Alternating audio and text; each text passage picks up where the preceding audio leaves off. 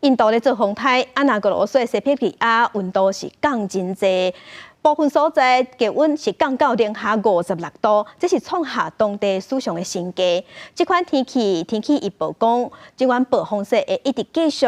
那暗时温度搁较低，是-60度。首都密苏科嘛落暴风雪，即马有的所在积雪已经超过35公分。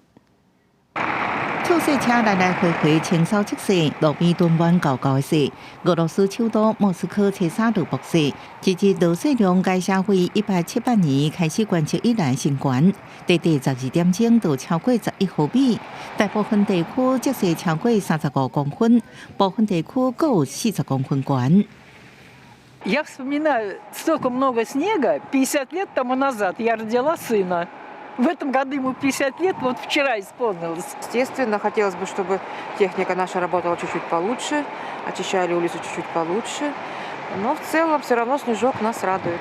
气象学家指出，拜日落雪是因为欧洲南部顶礼拜形成的强烈气旋所致使，受强风的影响，莫斯科当局发布伽马雪警报，会继续到拜日早起。莫斯科三大主要机场至少有54个航班延误，5个航班被迫取消。俄罗斯最近天气真寒，西伯利亚地区气温落到-50度，东北部川纳、奥伊米亚康各是降到-56度，创下当地纪录。有民众表示，骑车搁比单车较温暖。 Намного теплее, чем стоять на остановке, это во-первых. Ну и во-вторых, заменяет физкультуру, зарядку утреннюю. 雅库茨克是萨哈共和国首府，伫莫斯科以东5000公里，全景拢是运动图。这几年因为气候变化，已经真少出现安尼-50度的低温。